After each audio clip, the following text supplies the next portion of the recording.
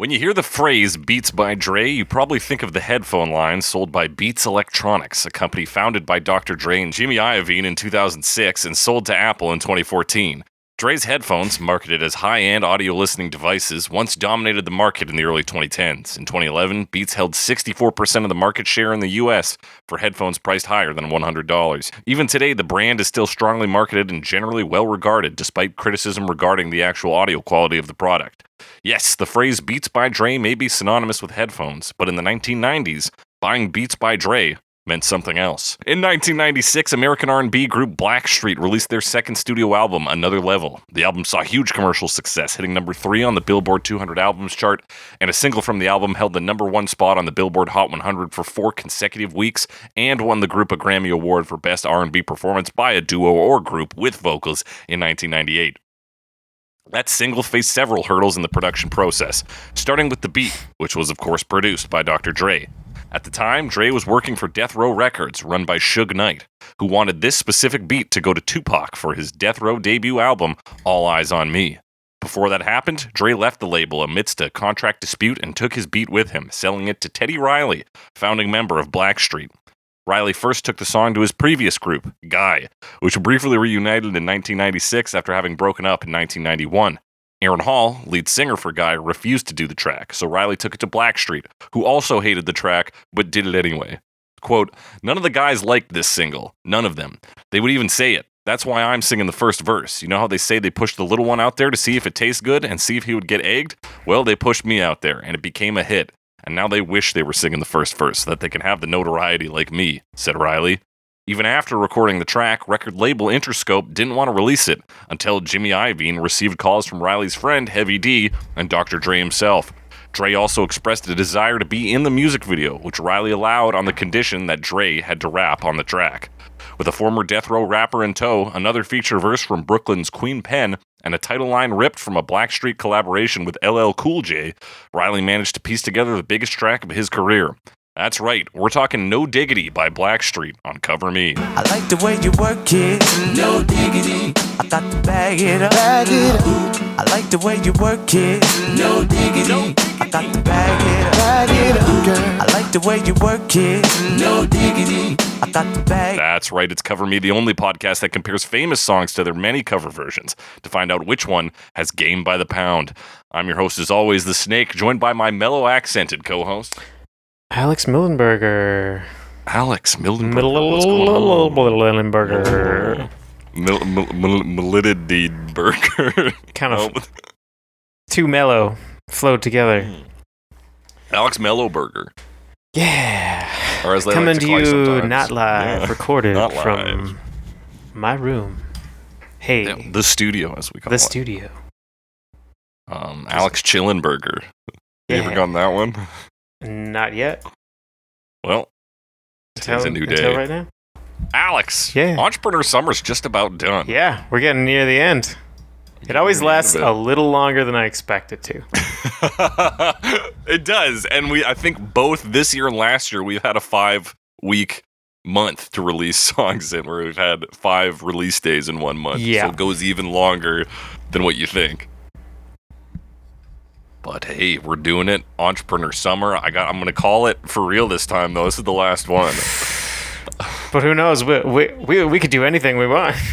That's true. We can break the Nobody rules. can stop. It's not us. even Can a you rule. imagine if like we get picked up by like a podcast network? They're like, we love Entrepreneur Summer. It's like, fuck. You got to do it every year. People want entrepreneurial People summer. want this.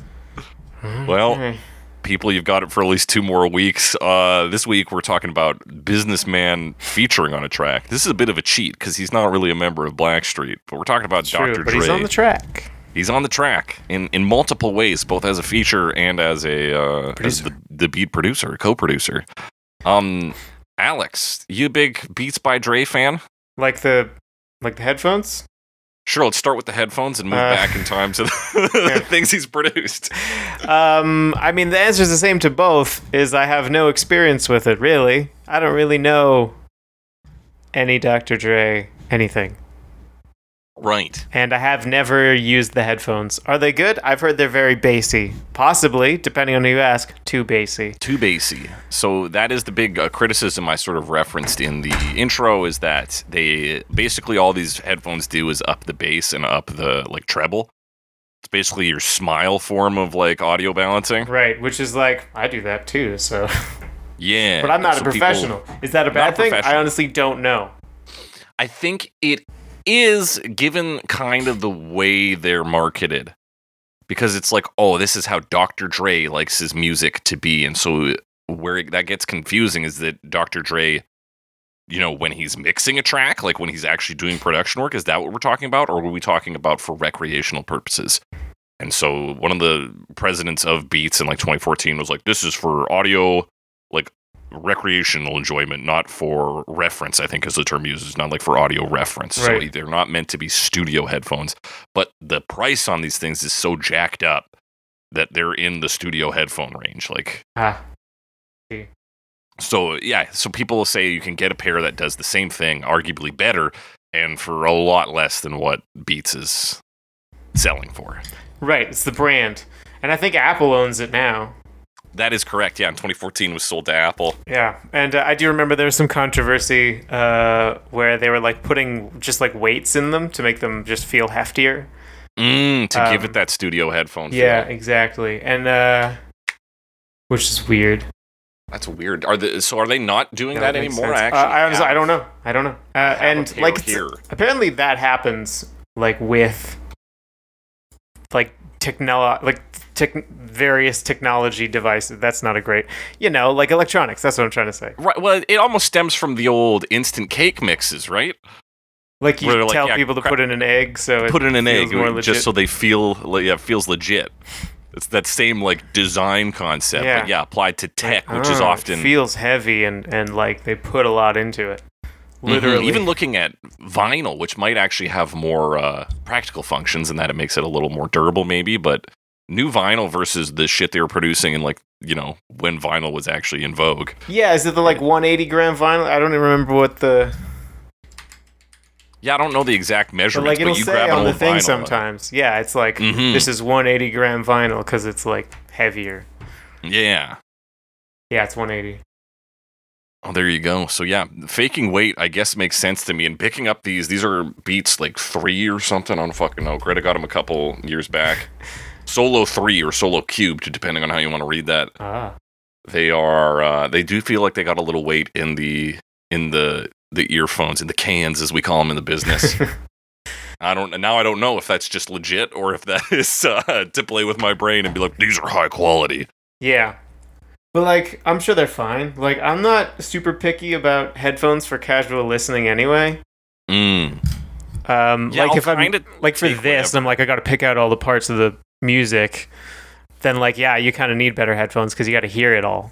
But if, like, I'm just going for a walk, it's like, yeah, I'll put in my, I look at, like, Raycons or whatever, which is another one that's not really known for being, like, top quality sound, but, like, they're fine. Exactly, right? There is that line, like listening to stuff for here, the benefit of getting studio headphones. I've had this pair since 2019. And just the first time listening to it, I was like, oh my God, like the amount of little details you can pick up is incredible. Yeah. But yeah, for just like listening, just to have a good time, like as long as I can hear the melody and I can say no diggity, like I've got it, right? Like, yeah, especially if it's stuff you already know. Yeah, exactly. Yeah, if it's something new, it can be a little bit tougher. Alex, I'm gonna go ahead out on a limb here and say you don't fucking know any Blackstreet. No. Besides maybe this. No. Is there other like Blackstreet that is hits? Is hits? Not really, not to my understanding. They were moderately successful, like, but of course, various versions of No hit. Diggity I see on their top 10 in Spotify. Yeah, exactly. And this was a popular album, I think, really led by the success of No Diggity, but. Like, there is 1, 2, 3, 4, 5, 6 versions of No Diggity in the top 10 on Spotify. That's funny. Yeah, and this song I know in the sense that it played on the radio, and probably it still does, but I never really fully registered it. No, I definitely didn't, because I didn't really know the song before this week. Yeah. But what did you think about it listening to it this week, Alex? I did like it. You know? Yeah. It's got What did I like about it? How do I describe? I've got a good quote here that might help you. This is Tom Ewing of Freaky Trigger. He says the song is, quote, "First of all, capitalism in its slinkiest form, in every sense classy, a hymn to money, sex, upward mobility. No Diggity triumphs over every other swing beat anthem because it walks so much like it talks it." Does that help? Yeah, that's exactly what I was gonna say. Word for word. No, I mean, it's kind of because it's got like the, I guess, the beat, obviously, that's the Dre part. Yeah. But it's also, I don't listen to a lot of R&B, but they're more like R&B singers as opposed to like rapping. Not that it's just like rapping, but it's got that too, so there's a few different elements. Well, this is a very specific genre that Teddy Riley is one of the like progenitors of, and that's New Jack Swing. Right, which is a genre name that I've like heard, and I'm like, I gotta check it out sometimes. It sounds very interesting, and sounds very cool, and just have like never gotten around to it. Mm-hmm. So it's but yeah, it's definitely a cool sound. Yeah, absolutely, a fusion of hip hop, dance pop, R&B, and so this is that with R&B largely as the base. Mm-hmm. Yeah, it is a very cool song. It sounds as cool as it is. You get some exciting features on here in the form of Dr. Dre. I don't really know Queen Pen all that much. No, I hadn't heard of her. I mean, and the Bill Withers sample. Yes, Grandma's Hands. Mm-hmm. What a killer track. Always cool. Yeah, and like I don't know much Bill Withers either, but like it's cool the way they use the sample too, and we'll talk about it more later, but like speeding it up really changes what it sounds like. Yeah, because I listened to the original and like the sample is pretty much just pulled right away. Yeah. And is almost plain as day. Yeah, but just sped up changes it like just the right amount. It's very cool. It's a very cool song. Alex, let's get into these lyrics though. Yeah, there's a lot of them. You know how it goes with hip hop influenced things. There's a lot of just words. Yeah. So we get the intro. He says, "Yeah, you know what? I like the playettes. No diggity, no doubt. Play on, playette. Play on, playette. Yo, Dre, drop the verse. Yeah. All right. I mean, I guess we got a few things to talk about in this intro that are going to be important. Playettes. What's a playette? Well, I mean, we talk about players. It's like a small play, but smaller. But ladies. The players, female, but female version of a player. Well, I've never heard of that before. Is that, I don't think, a common term?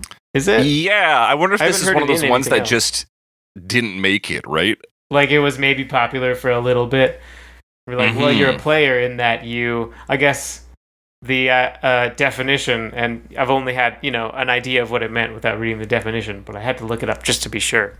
For sure, yeah. A person who is good at entering in relationships with other people, but is not exclusive, basically. Right. They play you. Yeah. And to quote Fleetwood Mac, players only love you when they're playing. Players only love you when they're playing. Yeah. It's a term that has history. Yeah. And so, they try to just, like, flip it. They try to gender it here, and I, like... Yeah. But honestly, listening to the song, you can hardly tell they're saying playette. Like, they could be saying, like, play it. Yeah. Or, like, I don't know. I didn't even pick up the et. I really didn't... It didn't come through to me either, I agree. But I guess it does, at the very least, it sets up... Like, as a functional intro, it tells us a bit about what the song's about when you read the lyrics. Like, okay, this is about a female who is a player. Yeah, and he's like, but that's good. I like that. Yes, he's like, this is a positive thing. Because... no doubt. No diggity, which I assume is just a fun way of saying, again, no doubt. Yeah, again, diggity is a group of syllables that can kind of, like, fit in different places without necessarily changing... the meaning of things all that much. Like, he says no doubt, no diggity, but like it just replacing doubt in that sentence, really, or in that phrase. Yeah. And like you can say bomb diggity, and like what is that? Like you could say something is bomb without the diggity, and that doesn't really change what it means. So like it can like replace, so it's kind of a slang term that I don't think really has that much of its own definition. Right. It's almost like It's not even onomatopoeia. It is just like a word that is like true filler.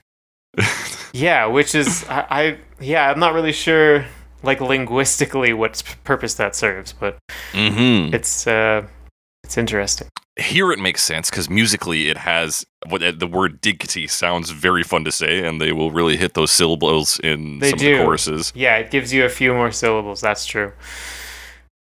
And yeah, so like rhythmically it makes sense, and it makes sense that it came from a collab they did with LL Cool J. I don't know if the song actually ever came to be. So Teddy Riley says in a quote here, he says, "We got the single from a song that we did called I Like the Way You Work, which was on the last album. He says, we wanted to just take it to another level because we felt like there was something that wasn't there, but it was a great hook. So we add on No Diggity, I Gotta Bag It Up. It was also part of a remix we were supposed to do for I Like the Way You Work, and it was done with LL Cool J. He was saying, I like the way you work, kid, no diggity, as a rap. So he rapped on this remix of a song from their last track called I Like the Way You Work, and that made it over into this song and became like the focal point of it, interestingly.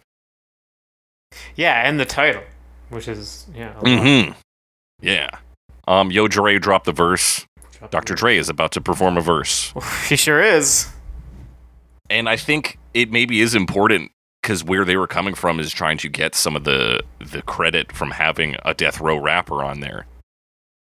And so you say that immediately, you're like, hey, Dr. Dre is on this, and he is about to perform the verse. People stick around. Go, oh, shit, I'm going to stick around. Get butts in seats. Put butts in seats. Apparently, Suge Knight wanted to charge them $50,000 to have Dr. Dre on, and he wanted them to join his record label, Death Row. That was his requirement for allowing Blackstreet to have Dr. Dre on the track. That's my understanding of Suge Knight. He is a criminal. Let's say an aggressive business person. Yeah, sure. Is he still alive? I don't remember. I feel like there was a trial a couple years back. Yeah, I feel like you could set that in almost any year.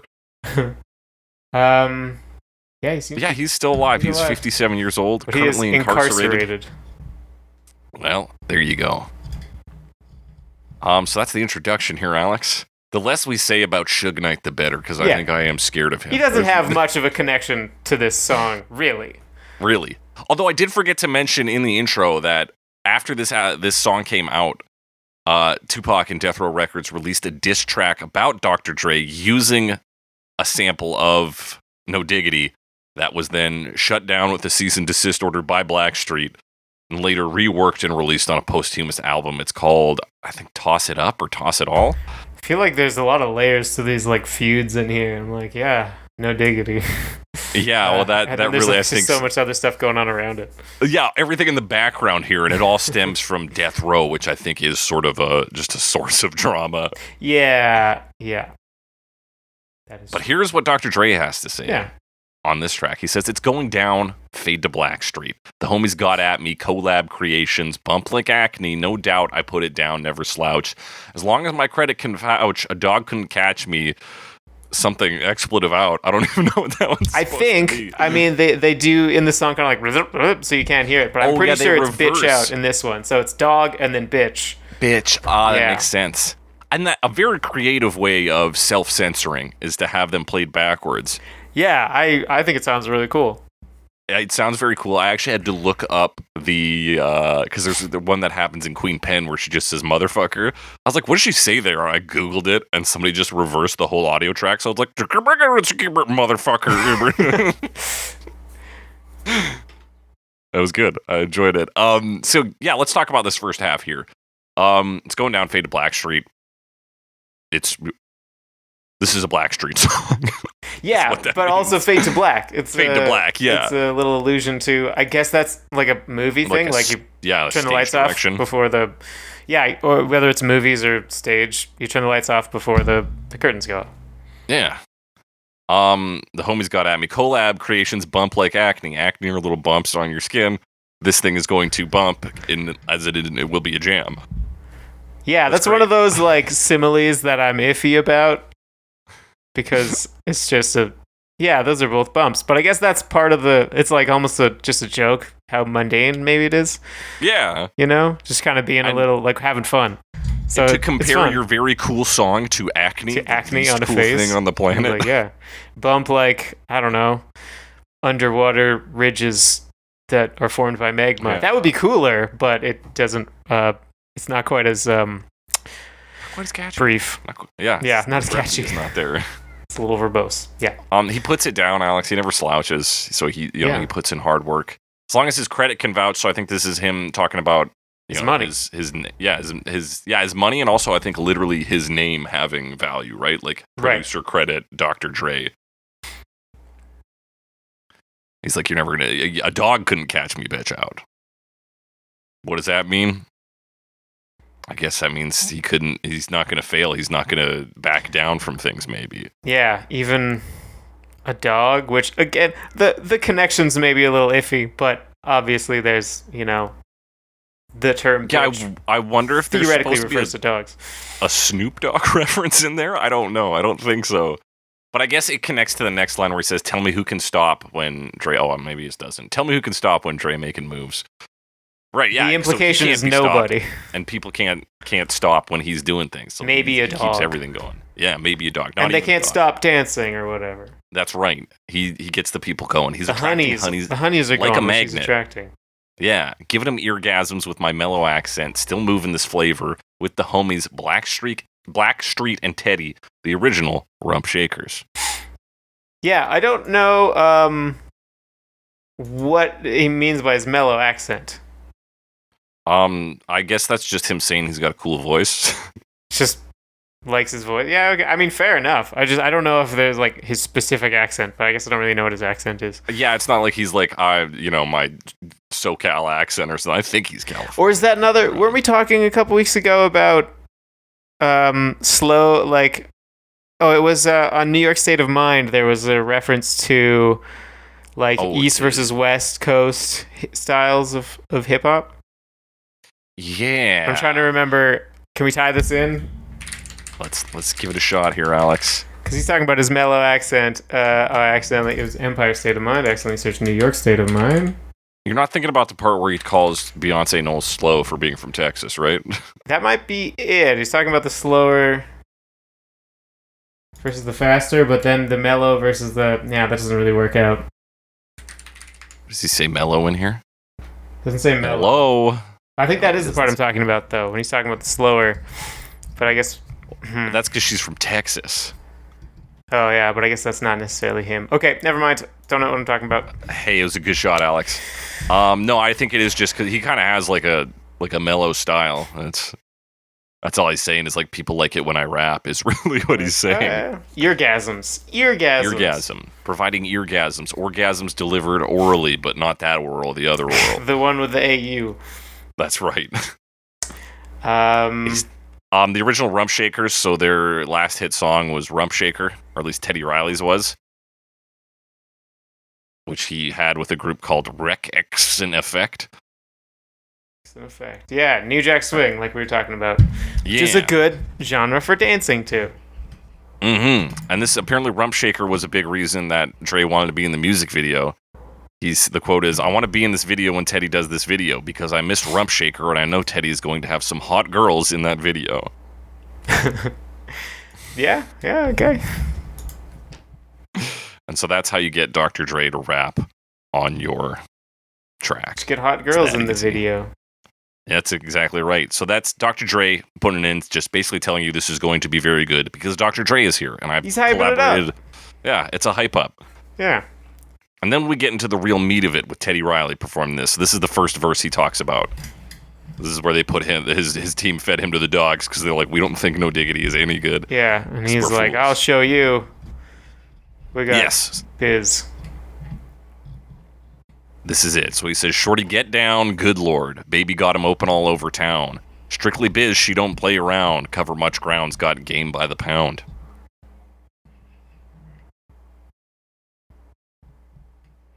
Shorty, get down, good lord. Good lord. She's very attractive, is what that means, right? Get down is like dancing, yeah? Yeah. Yeah. And she's a playette, right? Yes. Got him open all over town, so there's got, I think, people, like men, relationships all over town. Open relationships, perhaps. But it's strictly business. Despite being a playette, she doesn't actually play around. Yeah, does that mean, like... I mean, there's another part later where it's like, don't fall in love or whatever, or don't catch feelings or something like that. Well, my understanding from this is that she's a hot drug dealer. A drug dealer? Yes. Oh, I didn't pick that up. Fast when it comes to the gas. Gas is slang for cannabis. I should know that. I've got to bag it up. Bag it up. In the chorus. And there's another one, very low key on the profile. It could be right. Herb's the word, spins the verb. Just say herb. Okay. All right. I buy it. There's clues. I thought she was a sex worker at first, because that kind of like plays, right? She's got them open all over town. She's strictly business, but her business is boning down. She covers much ground. I think cover much ground is a big one, is that she has a large cannabis dealing operation.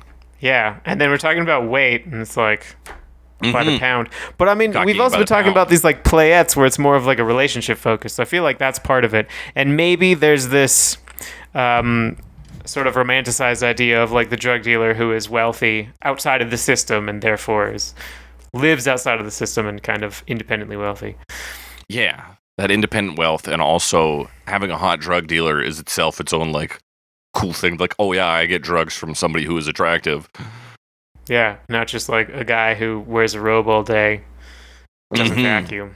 Doesn't vacuum, and then like on top. I don't know why that, doesn't vacuum is the thing that came from. That's a huge the point thing is it's a dirty apartment. That's what I was trying to get at. That's what you're getting at. Okay, I haven't vacuumed in years, but I don't own one, and I mean, vacuuming isn't, the only way to clean, right? No, for sure. I had one last thing to say about that. I kind of forgot it. About drugs, about a hot drug dealer. Yeah, the nature of drug dealer, particularly in the 90s, I mean, still now for illicit drugs, is that it's not an actual business. It doesn't have an established storefront. It doesn't have established, like, company policies. So the looseness and the sort of blurred lines between business and pleasure is something that occurs in this line of work. Right. So that's why we get some of that in here where he's like, Jesus Christ, this hot drug dealer is running game by the pound all over town. And she's making stacks of cash. Getting paid is, in fact, her forte. Yeah. Each and every day, true player way. I can't get her out of my mind. Wow. I think about the girl all the time. Wow. Yeah, so that kind of covers what we just talked about there. He's into his drug dealer.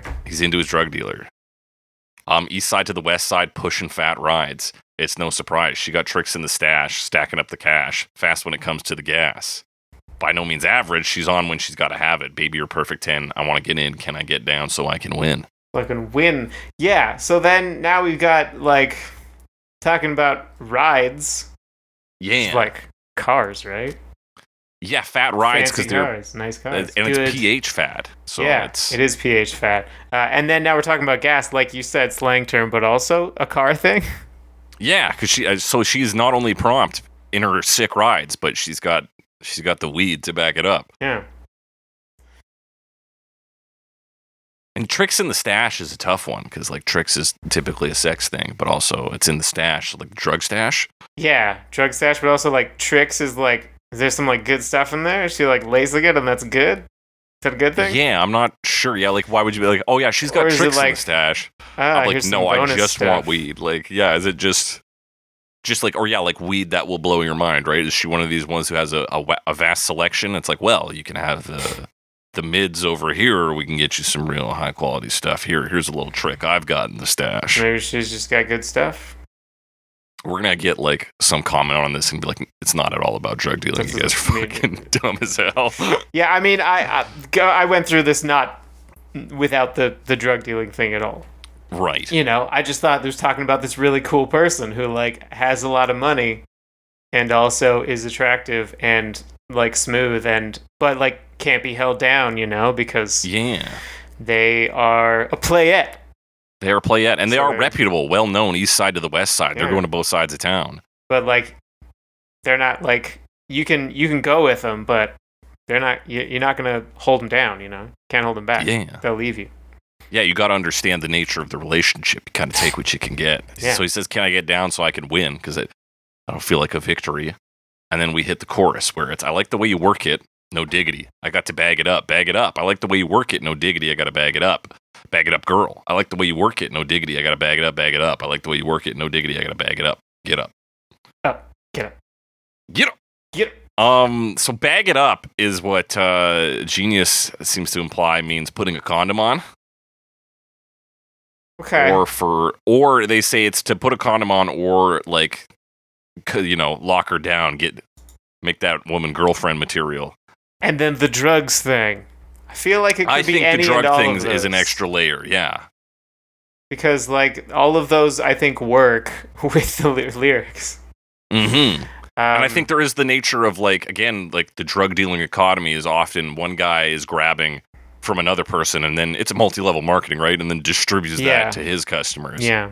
So he's like, I really like the shit you've got here. I've got to bag this shit up and then send it to my people. Yeah, and then if you're talking about like the playette angle, I mean the perspective of this man is like, oh, I gotta lock this down, but he can't. Most likely, but like because he knows it's just business. Yeah, it's just business. And then of course the condom aspect is like, yeah, okay. Like, that might happen, too. There might be sex involved. Yeah, but and I guess... no long-term relationship.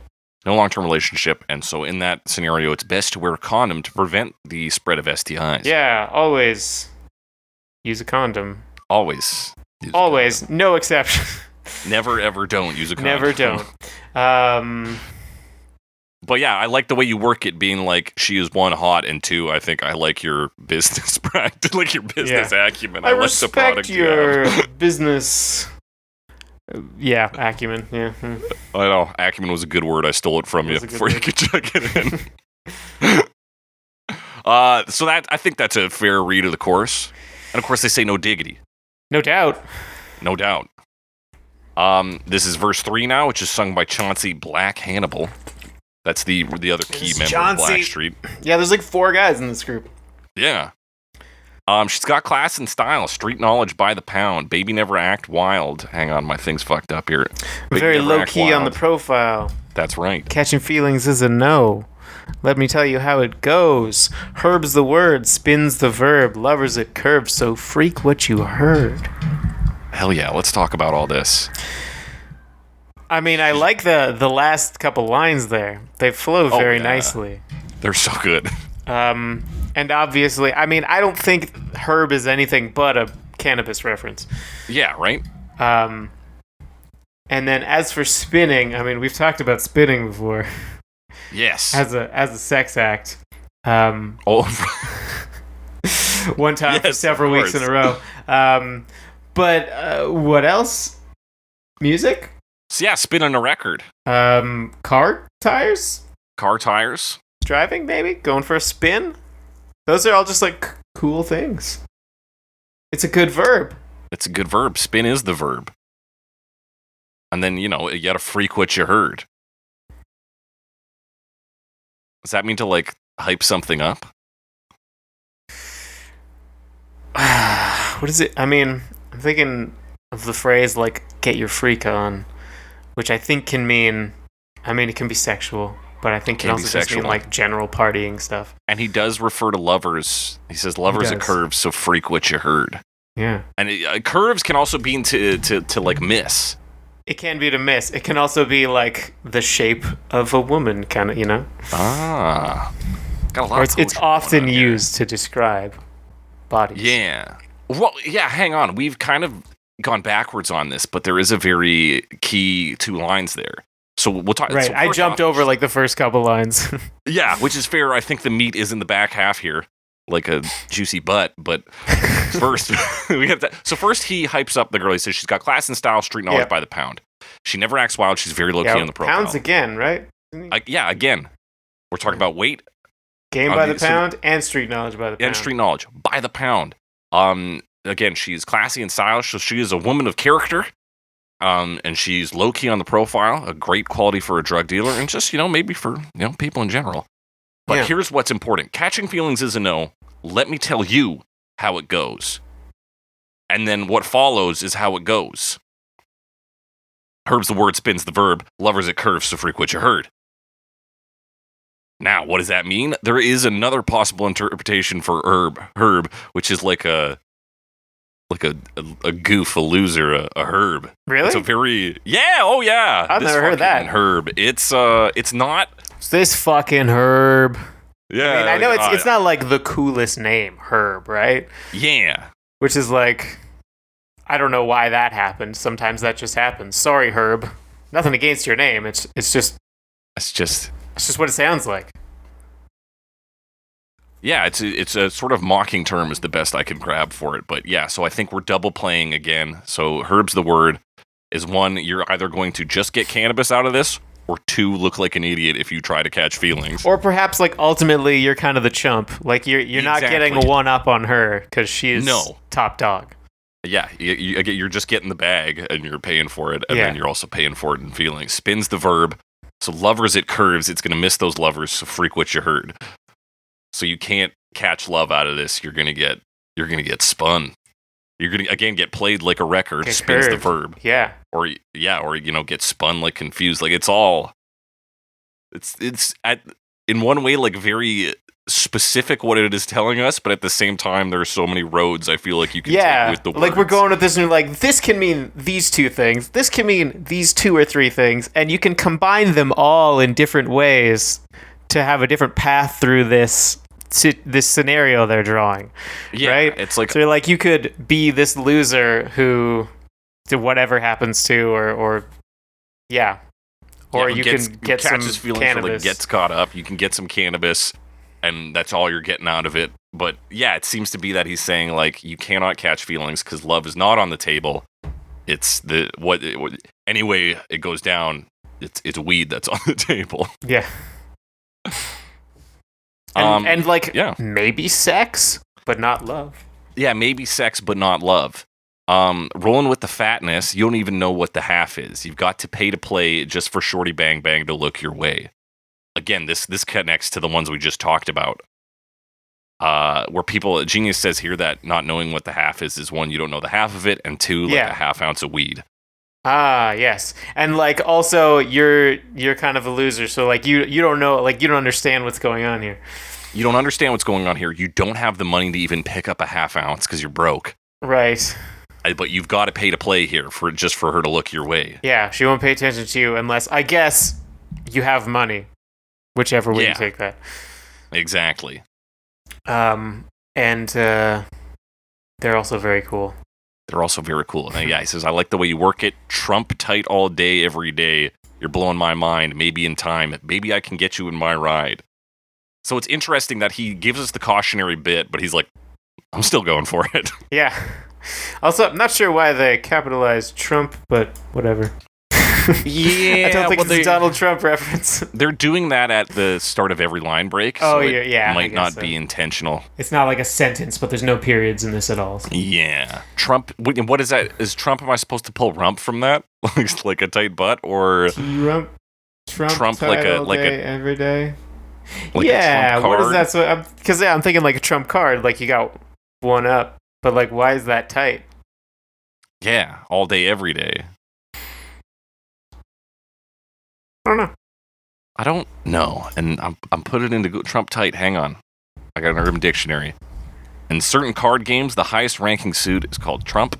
When a person has nothing but Trump cards in his hand, it is referred to as being Trump tight. Oh, so it's just a phrase that exists. Yeah, maybe this is let me just Google just Trump tight. Let me see what I can get for you.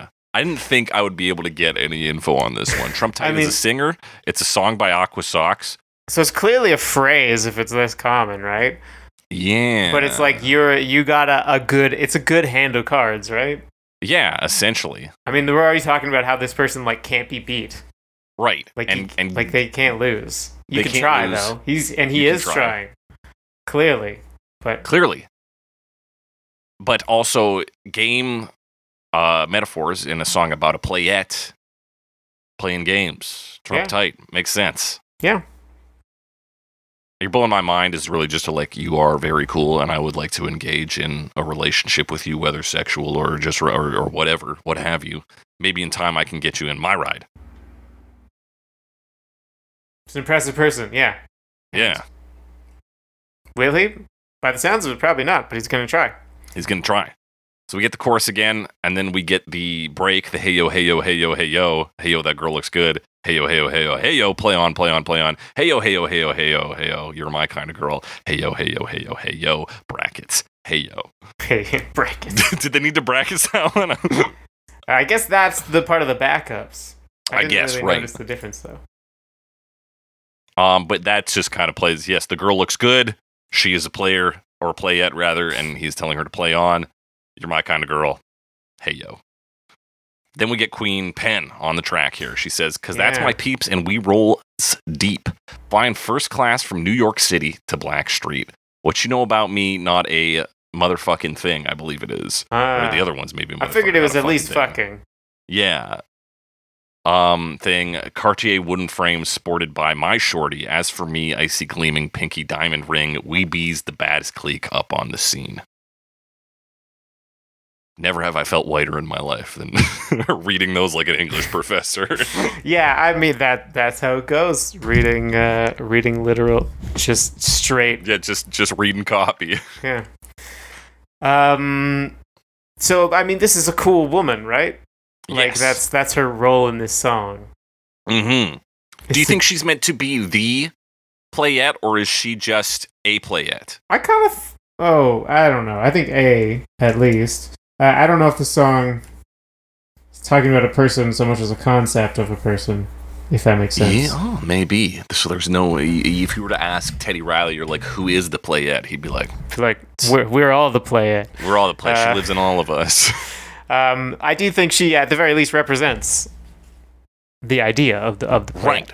For sure. She That's even really cool says later on, I think she refers to herself as a playette.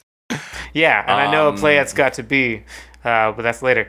And she playettes on the ideas of a playette from what we've heard so far. She has fancy things for both herself and her shorty.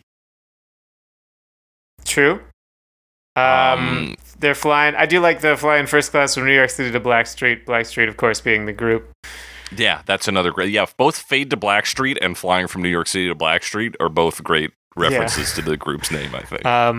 And also they're... I can't remember now. Are they, where are they from? They're from Blackstreet. Blackstreet. I don't know actually where they're from. Yeah, okay, they're from New York. All right. They're from New York. Couldn't remember which coast. Anyway, yeah. Is shorty a gendered term, Alex? I thought it was. Yeah, person's girlfriend or female friend. So Queen Pen is also outing herself as a lesbian here, as a member of the LGBT community. Yeah, or like at least bisexual. At the very least. So there's that little tasty nugget of detail here. Yeah, and also is wearing cool glasses or sunglasses. Yeah, so that's cool glasses by her shorty, and she's got a pink diamond ring. No, a diamond ring on her pinky, rather. Yeah. Pinky diamond ring. Pinky diamond ring. That checks out. Just like fancy stuff, expensive stuff. Flaunting the wealth. She's got the money. She's got stacks of cash. And she's letting us know that she's the baddest. Her and her shorty are the baddest clique up on the scene. Yeah, that's the bit where she kind of puts on an accent? I believe so. A bit of that, like... I'm going to say Caribbean, but... Yeah, a bit of that, like, patois, they might call it. What's that? That's, I think, a word for a Caribbean accent here. Okay. Sometimes I'm like, Alex will know this word. The dialect of a particular region, especially one with low status in relation to the standard language of the country, is what patois is, Alex. Oh, then I don't know. I mean, my general guess would be like Jamaican, but... Jamaican, sure, yeah. I can't guess as to the class. Yeah. But I guess can't speak to the class. But I can speak to the rest of the verse. Ain't you getting bored with these fake something broads? Fake ass, I'm going to guess. Fake ass broads. I shows and proves, no doubt, I've been digging you, so please excuse me if I come across rude. That's just me. And that's how a playette's got to be. Stay kicking game with a capital G. Let's talk about that. There seems to be three distinct paragraphs we can do here. Yeah. Well, I mean, to start with, are you getting bored of other women, basically? It'd be like, she's clearly has a high opinion of herself. Yes. And based on the previous description, she's not mistaken, you know? She's earned it. But, she's got her eye on someone else. And we know she's a playette. So it's like, yeah, she's got her eye on a lot of people, probably. But, like, this is one of them. So, yeah, and she says, like, sorry if I come off as rude or as, like, you know, like a play, but that's how I got to be. That's just who I am. So you got to work with that. But I am, she's implying she's better than fake-ass broads here. So there's, she's a higher class of person, man. That's what you got to do if you're a playette. It's what you got to do. She says, so you're saying, well, are you a playette? And she says, ask the peoples on my block. I'm as real as can be. Word is bond, faking moves never been my thing. So, Teddy, pass the word to your Chauncey, to your, let's say, buddy. Chauncey. Yeah. Yeah. I'll be sending the call, let's say, around 3:30, Queen Pen and Blackstreet. It's no diggity, no doubt, baby. Yeah, I mean, so she's all business. She's got it down to the minute. I mean, she's like schedule. She's like, yeah, let's meet. She's not about, you know, just blowing smoke. She's speaking the truth. Word is bond. Speaking the truth, and she's still looking to hook up with Chauncey of Blackstreet. Yeah, Teddy and Chauncey. That's yeah. Well, she said she tells Teddy to pass the word. Yes. So I think he's the middleman between them. Oh, okay. That's my understanding of it. But yeah, she's also showing herself to be very confident and forward, being like, yeah, we'll meet at 3:30. Yeah. And like her reputation precedes her, right? Just like ask everyone else, like, you know, capital G. Capital G. Kicking game, baby. So we hit that. We hit the chorus again, and then the outro, where they just kind of shout out some women who are in full effect. Yeah, come on. Becky is in full effect, no doubt. Lisa in full effect. Right. Vicky in full effect. Tamika in full effect. Yeah. Blaze in full effect. Right. Ain't nothing going on but the rent, no doubt. Yeah, play on, playette, play on, playette, play on, play on, play on, play on. Because I like it, right? No diggity, no doubt. Yeah, Blackstreet Productions, we out, right? We out. I love that they vocally announce their departure from the song. All right, that's it. Song's over. Song's over. A very confident move and a very confident song. So yeah, it just seems to me like the first half is like shouting out who may be some playettes. Maybe it's people they know. Maybe it's just some names they fucking picked. Yeah, you could just... Any names? Becky? Yeah, Lisa. Don't know a lot of Beckys anymore. This fucking French lady we know, I guess. Yeah, Blaze. Huh. Yeah, that's one. Ain't nothing going on but the rent. I guess because, again, they are making a lot of money. Yeah, or is it just like, I'm not busy, let's hang out. Right, yeah, nothing's going on, but yeah, rent still adds up because I'm living. Yeah, I don't know. I don't know. It's a weird line. Sounds like it might be an existing phrase, but it's hard to know. Hard to know for sure. Listen, it's Trump tight, though. Absolutely. That's the lyrics for this one. So, yeah, just a very cool song about wanting to bone down, essentially, with your drug and maybe dealer. Buy drugs. And maybe buy drugs. Maybe a little of both, right? It's about the dangers of mixing business with pleasure. But in also a way, about... Yes, but also in a way of like, but I'm not going to not do it. Yeah, exactly. It's like, well, I'm still going to try. So, the song, instrumentally, is about the benefits of mixing Bill Withers with R&B and hip-hop. Yeah, which... Good choice. Great choice. Good choice. First thing I'll say about that sample is like it's a guitar part from the original song, and then he kind of like hums. So it's the like ba ba ba ba ba. But when they speed it up, it sounds more like a piano to me. Yeah, it really does alter that guitar sound. And I don't know, I just think it sounds really cool. I think just the way it like the like decay on it speeds up, so the note doesn't last as long, so it sounds a little bit more piano-like. Yeah, really cool sound, and the yeah, and that is the backbone of this song. It's great. Yeah, and the other real big move on this, people wanted to use this. Yeah, use this track. The other big move is, of course, the little transition effect, which I think is keys. That boom ba doom da doom da doom. Yeah, also cool. Also cool, and that's what. So he says like, "Yo, Dre, drop the verses." And then we get a bit more drums in the mix there.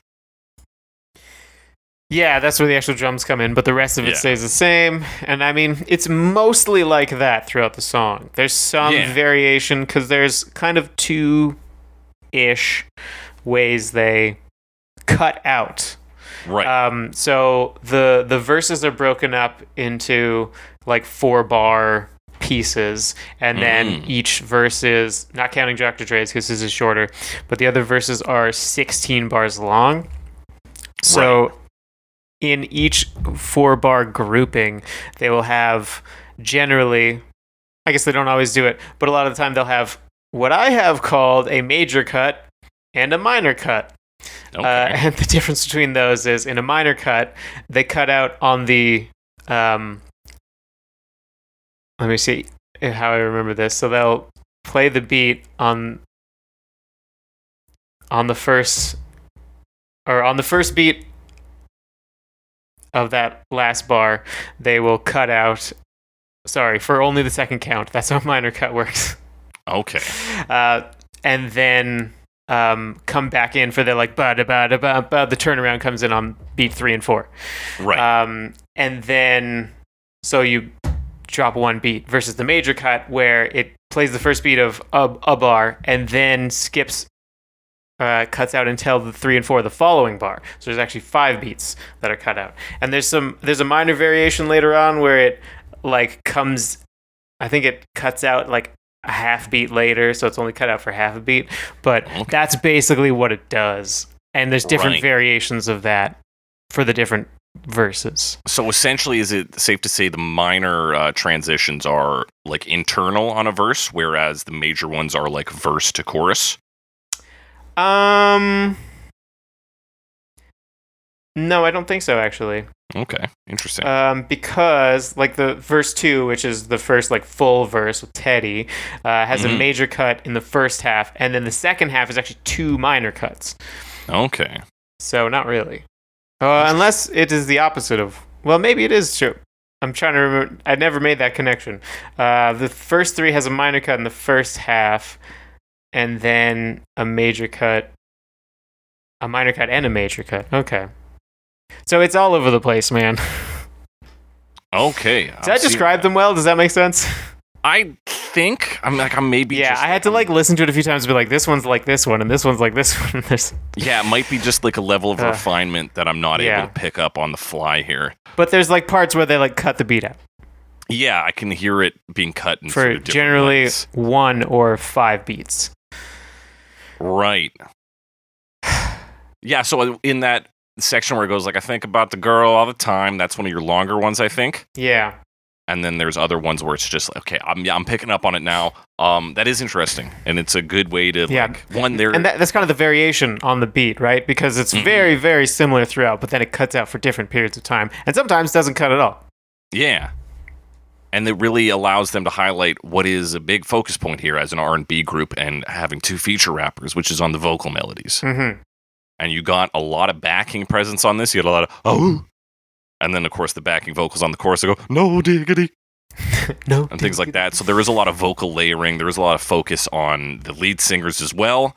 And the backing track and its ability to drop out helps us to tune in on certain lines and things and really gives us some of that.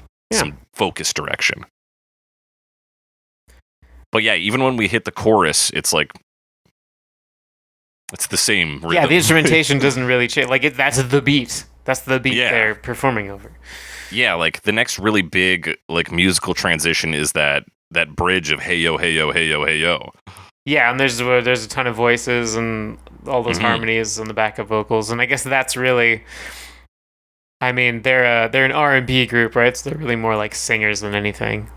Yeah. And yeah, you get a lot of that vocal performance. Yeah, and they're pretty damn good at that.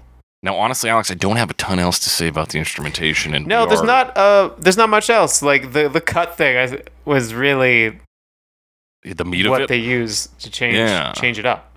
And then there's a lot of backups and lines said by other people while one guy's singing kind of thing as we go into the outro. But you've already said all those lines. You spoke them all. I spoke those words. I'd like to note at about 2:18, you get to hear a little harmonica. Oh yes, harmonica. That's another sound. I am not convinced it's a harmonica. I would believe like a wah pedal on something. Yeah, I think maybe. But it's also kind of maybe pitched up, so it does sound a lot like a harmonica. Yeah. But that's a really cool sound. Yeah. So yeah, real wah sound. I guess it could be a harmonica. It could be. It could also not. Yeah, I'm not sure. Could honestly be like a synth. Yeah. But there's wah going on. That's the important thing. Yeah, there is wah. The and wah. they do... and it hardly... It's like not there for very long at all. No, it isn't. It's a brief little touch. The only other thing worth noting is they do make the final like chorus section bigger, as you'd expect. You get like R&B vocals over the basic chorus. So one dude like kind of just cutting loose while they do the no diggity. You can hear that around. Yeah, and the other guys singing that part. Yeah, I actually really like that part. Yeah, the guy singing all those, girl, you get it, whatever, all that. Yeah, all that very like stereotypical R&B stuff. Girl, you get it going on. Yeah, good stuff. Good stuff. Let's talk about this music video, though, Alex, directed by Hype Williams. That's a cool name. Great name. He's American music video director, film director, producer, and screenwriter. He's had a lot. He was originally going to direct the Speed Racer film in 2000, but really? That project. A lot of his like history read is like he was on this, and then that project was scrapped, or he sold this, and then it never saw the light of day. But he does a ton of music videos, a lot in the hip hop realm, and of course, this is one of them. He's apparently known for like a few certain tricks, like fisheye lens, but I didn't really see a lot of that here. No, I mean they like. I guess a bit, like when they're really leaning in, but compared to some videos that I would say are contemporary that have a lot of people leaning into the camera. Right, you have to really emphasize that fisheye. It's not as heavily emphasized. Yeah. As I would expect. And maybe it's just early because it's 96 or something. This one does emphasize puppets, though. It does have puppets. Yeah, which is kind of fun because, in fact, I mentioned that the sample sounds like a piano, even though it's a guitar. But what they do in this video is they show like a puppet playing the piano. That's right, and it's a puppet, I assume, of Teddy Riley. It could be Chauncey. I'm not 100% sure which one. Yeah, I think it's because he does the first verse, right? The puppet? So I think it's supposed to be Teddy Riley. So it should be Teddy Riley. But yeah, the puppet actually sings the verse. Or, mimes it, because puppets don't actually make sound. And there's another puppet later on that's like an old guy. Yeah, I'm assuming Bill Withers. Yeah, I guess so. Which is cool. It's cool, and I saw it, and I was like, damn, I can't believe they put a dead man in here. And I was like, oh no, Bill Withers was actually alive. He's still alive in 96. So it's like a beach house party is the theme of this at night. Yeah. And also just street dancing in front of limos. Yes, yeah, there's a couple scenes and a couple different outfit changes. There's a lot of that. Like you said, they're on the street dancing, and this is like women dancing on the street with limos behind them. But you also see Dr. Dre is in it, like we mentioned. He wanted to be in the video because of the ladies. He's wearing a football jersey. Yes. But everyone else throughout is very dressed up to go out. It's a lot of colors and jackets and sunglasses. Dressed up to go out or dressed up to do some blue collar work. There's a lot of overalls. That's true. There are the overalls. Like I say, there's a few different sets of overalls outfit changes. Yeah. Because there's white shirts with blue overalls, and then there's white overalls with black shirts. I think in different settings, and it's quite striking visually because there's a lot of colored lighting. So and especially when they have the white overalls on, you can really see the colors in the lighting. That's right. So there's a lot of that, and then of course there's the when they're in the party, there's a lot of purples and blues and oranges and it's real club lighting stuff. Yeah, and then the street dancing, it's very orange and cyan, classic action movie stuff. That's right. These days, I don't know about 96, but yeah, certainly it was. Starting to be in people's minds. Very colorful. And especially for this is a dark club we're dancing in. It's very, very well lit. Yeah. But there's also really the shadows are very big too because it's very focused lighting. Mm-hmm. Very harsh lighting. Yeah, it is very cinematic in that sense. So yeah, it's really split up between that street dancing, them dancing outside of the club, and then them dancing inside of the club, and then shots of puppets. And then Puppet Bill Withers, which is cool. Bill Withers, which is a delight to see. And then Queen Pen comes in later on. She's got a couple different outfits, and she's not even in the video for that long. No, she's just in for a verse, and she hangs out with Dr. Dre outside, wearing this white, like, business kind of suit. Yeah, it's like a suit. I was because like I was your pantsuit, so I'm like, if it's a skirt, is the skirt suit? Yeah, that's a question for the ages. I don't know. It's a suit. Pantsuits are onesies, but I could be wrong. I think a pantsuit is a suit, but like, I guess maybe it's like, a suit for men, you wear pants, of course. But a suit for women's got to have a skirt or something. Right. Like that. So if it's not that, it's a pantsuit. So if it's not that, it's a pantsuit. I don't actually know exactly, but usually if someone says pantsuit, they're talking about a woman wearing a suit with pants. Yeah. Well, you know what? If you get a dog in just about any suit, it's a pantsuit. We've kind of described the music video already, and we are fucking pushing the hour mark here, Alex. Yeah, we are. She also wears a blue dress. We're mentioning the outfits. So. That's a lot of this video. Cool outfits. Your typical dancing in a club stuff. I like the outdoor dancing stuff more, both like the team on the street there and them just dancing in front of the beach house. Also, it's a cool looking beach house. It is. It's very, like, I don't know what places have those structures, but it's like places by water. Definitely not where I am. Yeah, it is like a beach house. They're gonna pull up some crabs and then. Yeah, it's a crab shack for sure. Yeah. From the water. That's right. From our waters, though, we're about to pull up some covers. Oh, we sure are. Let's reel them in. Let's reel them in. We're starting with Chet Baker. A little stuck. Let me just... No. Oh, it's a wild one. Chet Baker. Actually, no, I would not call this a wild one. No, not at all. 2012, Chet Baker. I like the way you work it, no diggity. I gotta bag it up. I like the way you work it, no diggity. I gotta bag it up. I like the way you... Chet Baker. I don't... Named an homage to Chet Baker, the inventor of cool jazz. Okay. We've talked about Chet Baker before. Yeah. Not Chet Faker, but Chet Baker. I don't remember how. Definitely talked about a Chet. We've talked about Chets before. This guy's on Australia. Talk about like a Chet Atkins or something like that. Chet Atkins for sure. I just remember cool jazz coming up and being like, well, this is my problem with jazz. There's only one genre of it is cool. So he's Australian. He's a singer and songwriter. He actually dropped the name Chet Faker in 2016, and that looks like he picked it back up again in 2020. So he's living with the decisions of his past, where he decided to be a Chet Faker, and then he's like, maybe I don't want to be a faker. Yeah, maybe he wants to be real, man. Maybe I don't want that baked into the name that I'm not as good as Chet Baker. Yeah, and apparently he was featured in a Super Bowl ad for Beck's Sapphire, which is beer. I had to look that up. Yeah, I think non-alcoholic beer? I actually don't know. I saw Beck's Sapphire, and I was like, Beck, the singer? Why does he have a sapphire he wants people to know about? Beck's Sapphire. That's pretty like, good. Look at this cool rock I bought. Thanks, Beck. This Super Bowl ad probably cost more than the Sapphire did. Probably. It's like challenging people to steal it. That'd be a good movie. We got focus though. Beck is just okay. Yeah. Chet Faker. All right, Australian singer-songwriter named Nicholas Murphy. That's right. What we said. So he's like, this is like a sort of those like chill versions. It's like a predecessor to that because it's 2012 and we haven't quite like latched onto that. Yeah, it is. It is very chill and there's a lot of like lo-fi production.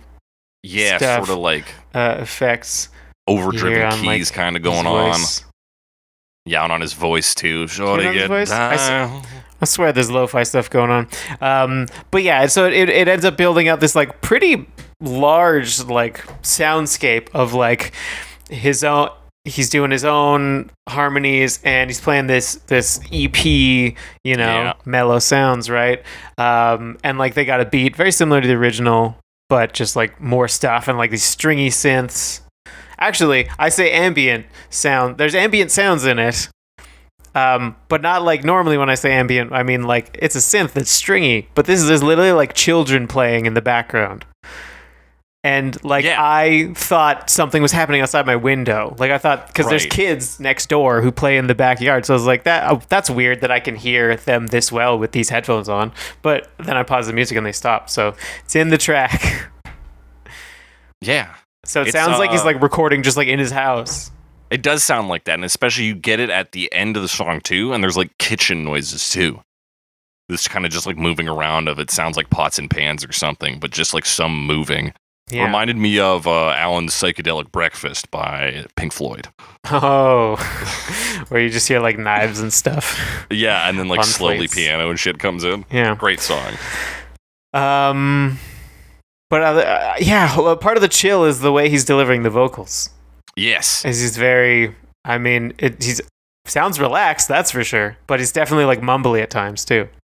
Gotta bag it out. Yeah, he's trying to like emphasize that coolness that seems to be inherent in R&B, but also taking it into that chill vibe that was, I'm going to say, emerging in 2012. Yeah, I definitely don't have a timeline on that. I don't have a timeline for it. This one was like, it was good. It was to me, I wasn't blown away, but I think it established a nice kind of soundscape. Yeah, very full soundscape, and luxuriated in its chillness. Ooh, there's one. Oh, I think. See, okay. Mm-hmm. No, I have a time stamp, and I was like, oh, there's a cool sound. It sounds like maybe something dragging across the surface, and I feel like that might be one of the like kitchen appliances you're talking about. Yeah, something like just things being moved around. Yeah, but it sounds like, well, it kind of sounds like, you know, like if you drag a finger across like a solo cup, and it goes pop, because it's kind of like like you're moving inconsistently. Yeah, there's just like that friction. Yeah, kind of that sort of a sound. Okay. Oh yeah, I hear that actually. 125 right is the timestamp I have. Yeah, he does that in both choruses. I'm pretty sure. Oh, that would. I referred to it as the kind of like that, like vocal fry sort of throat growl you do with to start that like. Yeah, I know what you mean. But yeah, I think the solo cut might be a little more accurate there. Yeah, so an interesting little piece. It's I think solid enough. Yeah, structurally cuts out the Dre verse and the Queen Pen verse too, right? Which is turns out to be a good move, as we'll find out in the next version. And also only does half of the third verse, so there's actually a lot of the song cut out. A lot of the song cut out. So yeah, I think those are all. I would say this is a smartly done cover. You pick an angle, like this is a big piece to cover. It is 5 minutes long. Yeah. It's got stuff that you maybe can't handle or maybe you won't translate, like the feature verses. And so he really cuts down, picks an aspect, which is like coolness. He's like, let's focus on how cool this song is. And then rides with that in a chill vibe and nails it. I think he hits the target.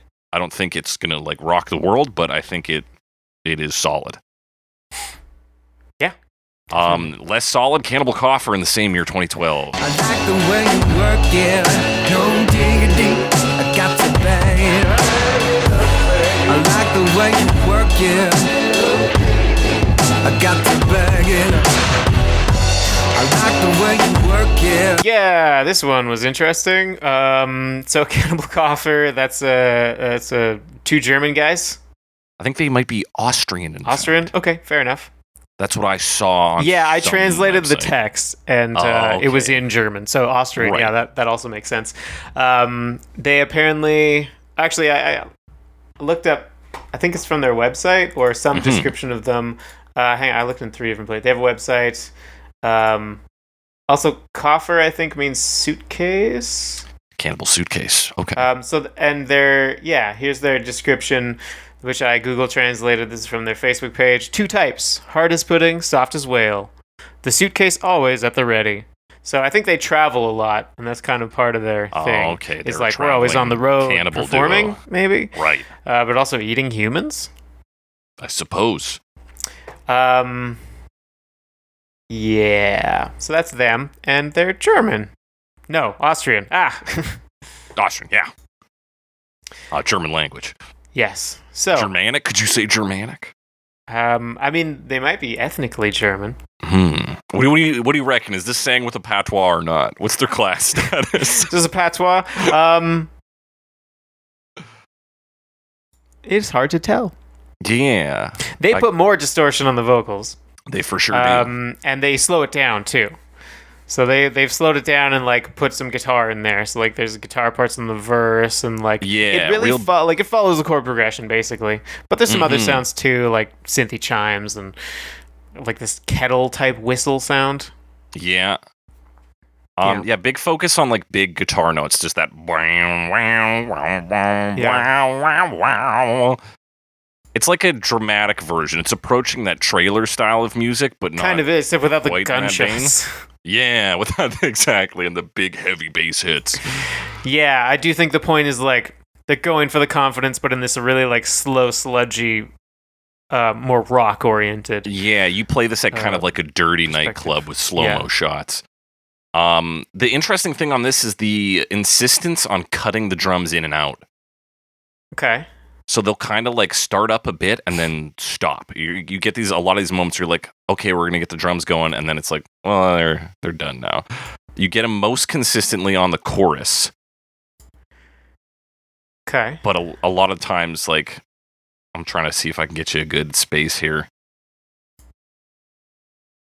Maybe I was wrong, and maybe there's just always drums. Maybe I have bad ears. No, they do cut out, like, they cut out the cut in, so they'll cut at, like, so they start maybe at, like, 30 seconds, they go for 15 seconds, then they cut out, then they cut back in. Like, there are moments, especially, like, pre-chorus, so if you go to, like, the 50-second mark. Yeah, which I have to imagine is inspired by, like, the way the original does those cutouts. Right, okay. But maybe it's just a little more exaggerated and less frequent and there's less variance. Mm-hmm. But, yeah. Yeah, so this one manages to be as long as the original, or just about. And the reason for that, or one reason for that, is they actually include the Queen Pen verse. Yeah. Which they've done. It seems to be just them doing it, but they pitch up the vocal. Yeah. And, And they say words they maybe shouldn't say. They do drop the N-word. Yeah, that is not censored on this version. Not so even flipped that's to like cover their tracks. Interesting decision. I don't want to excuse them because I don't think there is an excuse for it. But I guess maybe less culturally relevant in because Austria? they're German. They don't have the same. They don't maybe have a perspective on the same history. Yeah, in the same way. You know, I would think. And maybe I'm a liar, but if I was singing a song in a language I didn't know, I'd probably try and look it up. Yeah, I don't know. Yeah, not a good move, I think. But another thing that's interesting that I forgot to bring up earlier, but is relevant now, we've talked about how infrequently, like, hip-hop songs, particularly songs that are rapped, are covered. And notably, we just talked about Empire State of Mind, which the covers aren't of the original. People generally don't cover the rap verses except for like a few cases. Yeah, the Jay-Z version with the rapping. And most of the covers of this don't do the parts that are more rapping, which is the intro, Dr. Dre, and then the Queen Pen verse. Yeah. This one does have it, but most of them cut it out. So, I mean, that's just kind of another example of even when this song is covered, people are just covering the parts that are singing. Right. Even when hip-hop does get covered, it actually gets removed, typically. So, just thought it was kind of interesting. That is interesting. And it's like the Dr. Dre verse you can kind of do. Except you're not collaborating with Blackstreet. So like it's tough because some of it is so context specific that it makes it almost impossible to cover. Yeah, and it would feel weird to say, be like, "Hey, Blackstreet, let's go do this song," and be like, "Blackstreet's not here. You're just talking to yourself. Like, what are you doing?" You're just talking to yourself. An example where somebody, and this is a hip hop cover of a rock song, but what the fuck is it? It's the one that Snoop Dogg does, a Doors song. Oh, we talked about it. It's on the Need for Speed soundtrack. We talked about this. It's Riders on the Storm, right? Riders on the Storm, yes, of course. And he's like, yo, Jim, let's do this. Like, he talks to Jim Morrison and has Jim Morrison clips. That one is, like, of course, against the grain, but yeah, maybe speaks to the difficulty of collaborating with somebody who is an unwilling collaborator. Yeah. forgot about that. That's fun. That is terribly fun. This version kind of like makes some bad moves and tries to go for like kind of a dirty, grungy atmosphere that doesn't hit for me quite as well, I think. Yeah, this one is definitely iffy. This one's got some red flags. Yeah. We got one that's got red flags right off the bat, though, and that's Beau Monga in 2015. I like the way you work it, no diggity. I got to bag it up now. I like the way you work it, no diggity. I got to bag it up. I like the way you work it, no diggity. I got to bag it. Because he's from New Zealand. Yeah, and I fucking hate New Zealanders now. He's a singer and beatboxer and the winner of the second season of New Zealand's X Factor. X Factor. And he did actually perform this song on there. And this was released in 2015, so pretty much immediately after he did that. So this is basically his talent show version. And it opens with this. Yeah, but this isn't a live recording, no. I don't believe. Just based on listening to it. No, it's and based on watching clean. The live version. So he does play to his strengths. Sorry, we keep running over each other we here. keep talking at the same time. No, you go. He opens with what can only be called a cappella, right? Yeah, this version is listed as a cappella somewhere. I swear. Yeah, but it's I'm trying to remember where I read that. It's not really a cappella because he's playing the guitar. Oh yeah, it was in the YouTube video of the performance on X Factor. It calls it a cappella, which is weird because he's playing the guitar. Right. But he's not playing the guitar that much. That's true. The main focus is he's beatboxing and singing at the same time. That's right. Which is impressive. That is, very impressive two things intro. At the same time. And then he's kind of doing some guitar chords. It's not complex, but it's like three things. I can barely do two things at the same time. I know, right? Three? And like, so forget about it. He shifts kind of from this intro of a cappella / beatboxing to your kind of straight acoustic guitar singing with some like beatbox flares thrown in there. So it was like psh, at one point while he's playing guitar and singing. And then what I do like about this one is we get a really nice funky bass that comes in. Yes, I do like the bass on the recorded version, and there's some piano in there too a little later. Yeah, we do get that turnover, and it's how I was comparing the live versus the recorded versions, and they are different because like you can definitely tell when he's beatboxing and singing at the same time. You have to kind of fudge it a bit, right? Because you can't say all the words because you have to beatbox, and your mouth as like really can only do one thing at a time and switch back and forth very quickly. But if you listen to him sing, he's clearly just singing, and then there's also he's beatboxing, like he's making sounds he couldn't do at the same time. Right. So like as a live thing, it's very impressive to see it happen. And then not that it's not impressive recorded, but it's definitely a different experience live versus recorded. It sounds very different.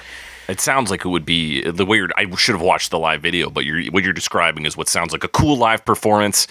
And what laid down in the studio track here is kind of like taking our two least favorite covers, putting them together and getting something actually okay out of it. Yeah. Yeah, like it's a good sound, I think. Yeah. And I think like one of the elements of the song is sex. And I think a funk bass line is also sex. So like the bass line connecting those dots works. But no guest verses. It's 2.5 minutes long. We fucking rip through this. Yeah, it's quick. But yeah, I thought it was pretty cool. Yeah, it's neat. It's ultimately maybe even a good version of what you've called out the Broadway guy for, Telly Lung. Yeah, it's like a portfolio piece, but it's like cool. You're like, oh, okay, right on. This is I mean that's kind of the point of the talent show, right? You got to show yourself up. You got to market. Yeah, exactly. So this is really just him like marketing himself, and I think it's I would say, like if I saw him playing live somewhere for $5 cover, I'd come in. Any more than that? Yeah, and then Greta would be like, "Oh yeah, I met that guy one time at a bar a couple years back, and he beatboxed or whatever." He beatboxed something, like he's a cool guy. And I'll be like, "Oh, that's so weird." Fantastic. Let's talk about Campsite Dream in 2016, Alex. I like the way you work it. Gotta bag it up. I like the way you work it. Gotta bag it,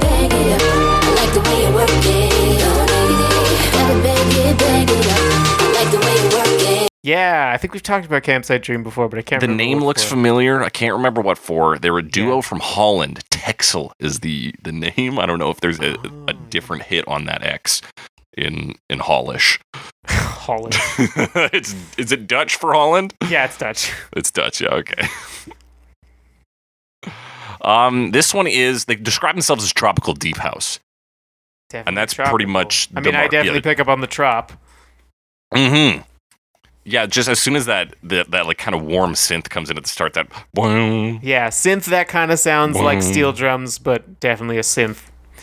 Yeah. Like, it's not really steel drums, but like it was at one point, you know. That's right. Yeah, that boom, boom, boom, boom, boom, boom. Yeah, boom, and they've kind of got that rhythm, and I wish I had another example. I feel like I've heard that rhythm before. That it's a classic. I think this one is truly like a staple of the genre. It hits on all of the like cliches, down to that like chirping vocals that come in. Yeah, and I said steel drums, but it's more of a woody sound, I think, on that low synth. Yeah, but still in that line of like tropical percussion. Yeah, because it's like wood blocks or something, like it's like you're playing on a tree or whatever. Like it's tropical. I don't know. Exactly. And then also vocals. The vocals kind of Lorde-esque, I thought. Yeah. In that, I guess it's 2016, so I think that is exactly the right time frame. I think you're right. And that's kind of the sound, right? Like they do that. There's a few like more dancey break sections, you know, that after the chorus they'll do a little instrumental break with that high pitched thing. Is it a vocal track? Maybe. It sounds like like you've warped vocals. Yeah, like you've taken just somebody singing, then you twist it until it's unrecognizable. You know, it's all that. It's, I would say, fairly cliche as far as dance tracks go, but like for sure, it's like effective stuff, but it doesn't really go out on any limbs. And other than the one it's using to play whatever wooden instrument is going. Yeah, the limb of a tree it goes out on. I do like one move in the chorus, though, specifically, and that's just her repeating, back it up. I got to back it up. That just adds a little, and it is like a classic move, but that is enough for me. It's a little like, unexpected. Yeah, I was like, oh, we're having a little fun in the chorus, and that is good to me. Gotta chop it sometimes, right? Gotta chop it. Exactly. So yeah, I like the chorus on this, and I think for a dance track, that is kind of the money shot. I mean, for most songs, it's the money shot, but like in a dance track specifically. Yeah, especially a dance track, and then, you know, go into the dance break after that, and you're like, okay. Get fired up, get ready to dance. Get ready to dance. And as, like most of the other versions, skips Dr. Dre's part, doesn't do the fourth verse. Yeah. And then it actually kind of shoves the like break part, the bridge, whatever you would call it, the hey-oh, to the end. So that's kind of more the outro. Yeah. Now there is one small thing that's interesting for this being basically a dance cover, is that she does flip the genders. Oh. He's got class and style. I didn't even notice. I caught it. I was like, no, that doesn't that doesn't matter enough for them to do that. And then I go back, and yeah, sure enough, he's got class and style. So like a weird thing to zone in on for this style of music. I feel like we could have, and given that you missed it completely, I barely caught it. Like it's like, who cares? But like, hey, it happens. Yeah, interesting. I mean, a lot of the times, like, he and she are very similar. Very similar. Like, orally.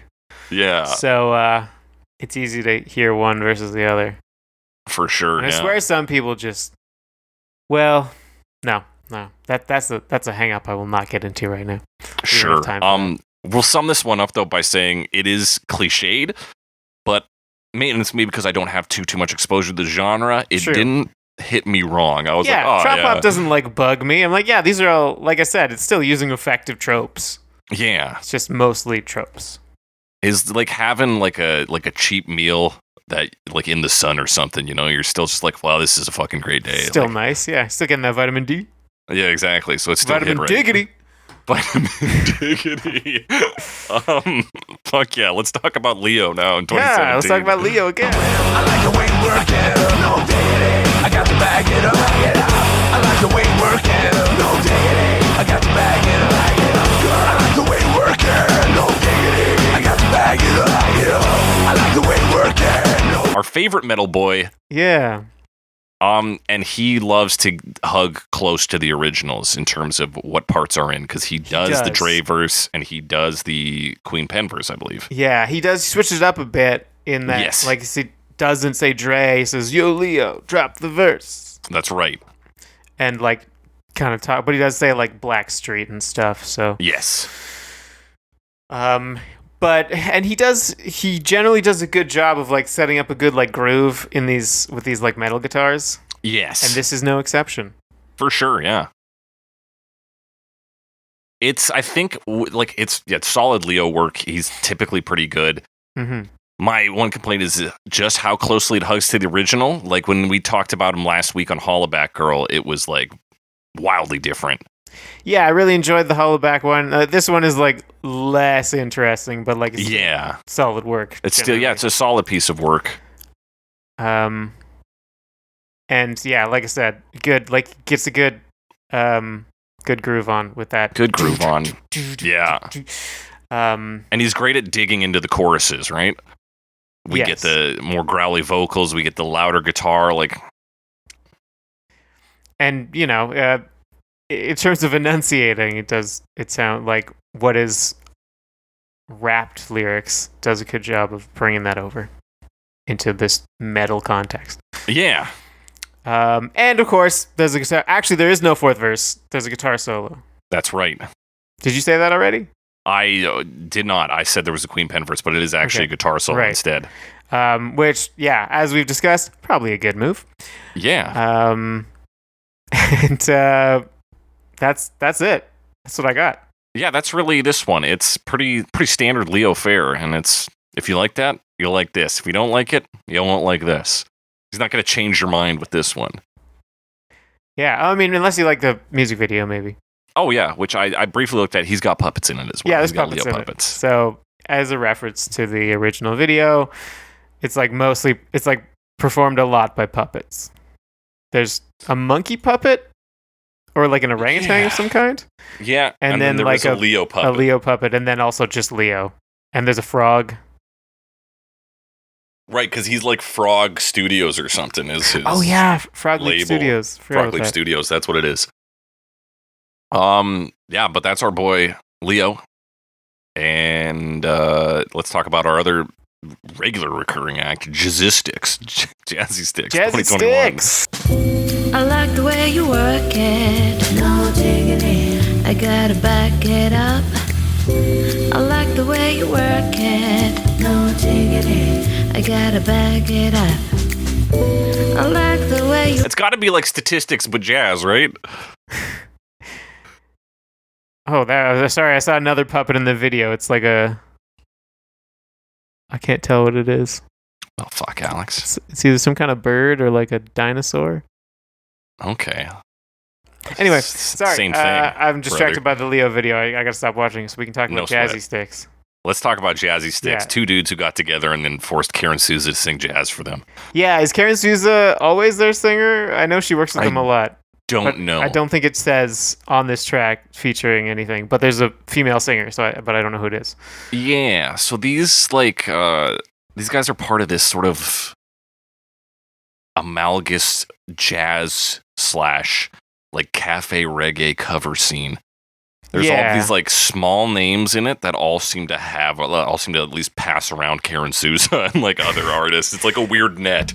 Right. It's like there's several like I guess production groups or I guess like the band who clearly do like the planning of like we're going to do this song, and then there's a pool of like maybe a dozen singers and just like get one of them. Get one of them, yeah. Even like on the outside of this ring and maybe part of another ring is the Jack from Patreon's group, whose name is Fuzzy Fingers, Scary Hands, Scary Pockets. Pockets, that's what it is. Yeah, who does? There's a lot of crossover there too. Yeah. I guess. I mean, we've even kind of seen it with the. I guess this is related to that. Did you include the reggae stuff in your description? Yeah, I did. Because I think Karen Souza's got some experience in those, and I think I've seen a Jazzystics song on one of the cafe reggae things. It all seems to come together. It's very strange to me.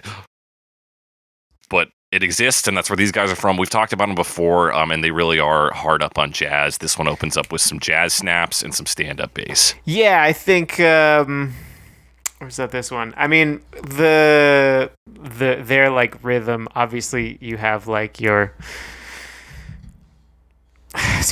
It seems like such a strange thing to say, and I'm like, I don't want to say it, but I'm like, yeah, the rhythm is analogous to the beat. I'm like, yeah, of course, but like, what you would think of as like the beat in like a hip hop track or like a R&B track, like now it's you generally call it like the rhythm, but it's also the beat. But anyway, but they've replaced that. They got like brushy drums and like these EP chords going on, and the snaps like you mentioned, and then of course, like a bass. And there's a moment early on where there's a really long pause, which kind of also references the cutting out of the original, but in this one is just like sitting there for a really long time. That's right. Yeah, this is almost like New Jack Swing also has elements of jazz in it. So this in some ways is like a deconstruction or like taking a step back. It's just like, well, taking the jazz. Let's just take in the jazz and rework the other bits around that. And, I mean, I guess the other thing, similar to the original, is they're setting up, like, this rhythm and then sticking with it, mostly. That's right. Until kind of later on where they pull the snaps out briefly and then they come back. And you mentioned the drums dropping out of a different one and then coming back pretty soon. I think it's similar to that. Although it's kind of weird because the part they switch it up for is actually one of the verses, although I would expect it to be in the break, but it's not. Yeah. Although they add more backup vocals in the break, which they do add more backing vocals in the break, and also a triangle. Probably, I didn't notice. Ding! It's just like a little ring. But that seems to be like their transition for that. You get it's lounge singer focused jazz, right? It's very subdued, a little whispery. It's very. I described it as subtle, but it's all the same. Yeah, same thing. I think trying to emphasize again some of that sexual energy of the original, but in the more jazzy context. That's my thoughts on it. That's good thoughts, because I was like, yeah, smoothie jazzy, smoothie jazzy. Right. Around that 2:20 mark, there's a big pause moment. Is that the one? Kind of going back to what you were talking about earlier, where she does a full on no diggity there. No diggity, no doubt. Yeah, very like really emphasizes that line. Yeah, really chewing up the space there. No diggity. But yeah, this one's actually not that bad. She ends on the line, I gotta bag it up, because she's gotta bag it up. She's gotta bag it up. Yeah, someone's gotta do it, right? Somebody's gotta listen, somebody's gotta bag it up. It might as well be Jazzystics.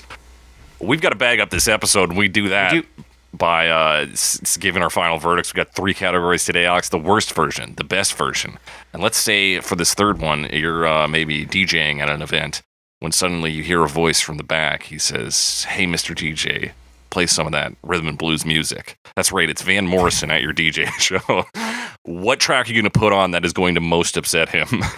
Upset Van Morrison? All right. It's old Van Morrison, so he sucks. We're gonna give him the business, so to speak. Alex, what's the worst version of this? What's the worst version of this? You know, I didn't have strong negative feelings about any of them. Well, no, that's not true. It's Cannibal Koffer. Yeah, I agree with that, I think. Yeah, they did a little too much, let's say. I didn't think the core of it was like that bad, but I feel like they went a little too far in places, shall we say. Yeah, and I think even disregarding offenses of language, which I think should still be regarded, but like if we pretend that didn't happen, I don't even think the core concept of their version was that good. I think the Chet Faker version hits on a bit more of that like chiller, moodier vibe, and actually so does Jazzystics. Mm-hmm. And like if you want that rougher energy, which they had a bit of, I think Leo does a better job of bringing that out of the song. So I think they were outclassed musically by every other version here. And also they'd said the N-word. Bad job. Yeah, definitely. Super bad job. Yeah, Cannibal Koffer, worst version. Alex, what is the best version? Best version. I think the one... Which one did I like the most? I don't know. I liked a couple of them. I did. I'm going to give it to Jazzystics, though. I liked their slow jazzy take on it in this one. Yeah. I can't say much more than that. No, I think you're fair. It's a solid take there. I think it works really well. Yeah, I liked a lot of versions on this one and love a lot of versions on this one. And as much as I said, like, oh, it's not the best version, maybe I'll just chuck it to Chet Faker, because I think, like, right off the bat, just coming to this sort of different version with the big, like, rich piano, like, sonic space, like, that was cool. And I like songs with random noises in the back. That concrete music. That music concrete. Love that shit. Alex, Mr. DJ, play some of that rhythm and blues music. What are you going to do to piss him off? Honestly, I really don't think he would have much time, and I have no idea. For Campsite Dream, I don't think anything that would be played that would be like club dance music. I don't know. I just can't see him getting down to it, shall we say. Fair enough. Although we know how much he wants people to spend time together in public. So that's true. So maybe he's pro dance music. Yeah, maybe. That was 100% the version I thought of too. I was like, there's no way he's going to like this fake wood block or steel drum noise. Yeah, but who knows? Maybe it's Chet Faker, because I'm pretty sure Chet's is like recorded in his home all alone. Yeah. And he's doing all the tracks. He's I don't locked know if that's up. true, but it's what it sounds like. Locked up and locked down. He doesn't like that shit. As he says in his famous song, no more lockdowns? No more lies? Is that the full song? No, that's the upshot regardless. Yeah, that's Van Morrison. What happened to him? No, I'm going to make him listen to it's got to be Campsite Dream. Campsite Dream. Yeah. Fuck him. I'm flip him off while I do it.